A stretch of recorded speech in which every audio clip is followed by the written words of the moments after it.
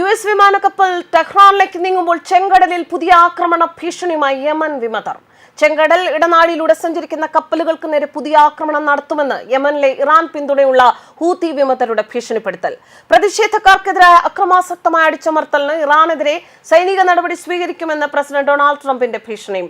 ഇതിനെ തുടർന്ന് US വിമാനവാഹിനി കപ്പലായ USS Abraham ലിങ്കണിനെ കുറിച്ച് ആശങ്കാകുലരായതിനാൽ ടെഹ്റാനെ പിന്തുണയ്ക്കാൻ ശ്രമിച്ചിരിക്കാം. ഹൂതികൾ പുറത്തിറക്കിയ ഒരു ചെറിയ വീഡിയോയിൽ മുൻപ് പ്രസിദ്ധീകരിച്ച ഒരു കപ്പലിന് തീപിടിക്കുന്നതിന്റെ ചിത്രങ്ങൾ ഉൾപ്പെടുത്തിയിട്ടുണ്ട്. അതിന് അടിക്കുറിപ്പ് ഉടൻ എന്നാണ്.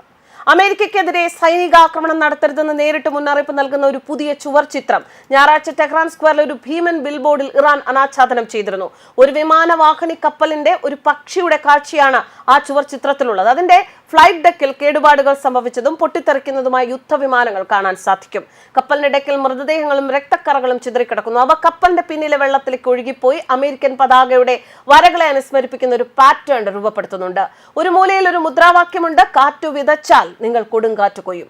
ഇറാനെതിരായ US ആക്രമണത്തെക്കുറിച്ചുള്ള ആശങ്കകൾ ഇപ്രകാരം വർദ്ധിച്ചുകൊണ്ടിരിക്കെ അമേരിക്കൻ വിമാനവാഹിനി കപ്പലായ USS എബ്രഹാം ലിങ്കണും അതിനോടൊപ്പമുള്ള യുദ്ധക്കപ്പലുകളും ഇറാന് സമീപം എത്തിയതായിട്ടാണ് റിപ്പോർട്ടുകൾ. മറുവശത്ത് ഇറാനികൾ സെൻട്രൽ ടെഹ്റാൻ സ്ക്വയറിലെ ബിൽബോർഡിൽ വലിയ ചുവർ ചിത്രം അനാച്ഛാദനം ചെയ്തു.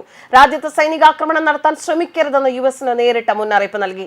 ചുമർ ചിത്രത്തിൽ വിമാനവാഹിനി കപ്പലിന്റെ ഫ്ലൈറ്റ് ഡെക്കിൽ തകർന്നതും പൊട്ടിത്തെറിക്കുന്നതുമായ യുദ്ധവിമാനങ്ങൾ കാണിക്കുന്നതിലൂടെ അമേരിക്കയെ തകർക്കും, നല്ല മറുപടി നൽകും എന്ന് തന്നെയാണ് ആ ഒരു ചിത്രത്തിലൂടെ ഇറാൻ നൽകാൻ ഉദ്ദേശിക്കുന്ന സന്ദേശം. അതുതന്നെയാണ് അവർ ഒടുവിൽ പറഞ്ഞിരിക്കുന്നത്: നിങ്ങൾ കാറ്റ് വിതച്ചാൽ നിങ്ങൾ ചുഴലിക്കാറ്റ് കൊയ്യും.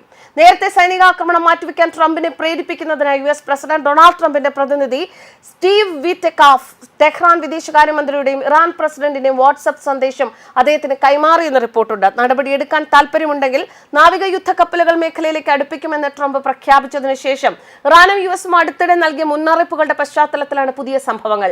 ജനുവരി 8-9 തീയതികളിൽ രാജ്യത്ത് നടന്ന പ്രതിഷേധങ്ങൾക്കെതിരായ അടിച്ചമർത്തലിൽ 36,500-ലധികം ഇറാനികൾ കൊല്ലപ്പെട്ടതായി ഇറാൻ ഇന്റർനാഷണൽ അവലോകനം ചെയ്ത രഹസ്യ രേഖകൾ വെളിപ്പെട്ടിരുന്നു.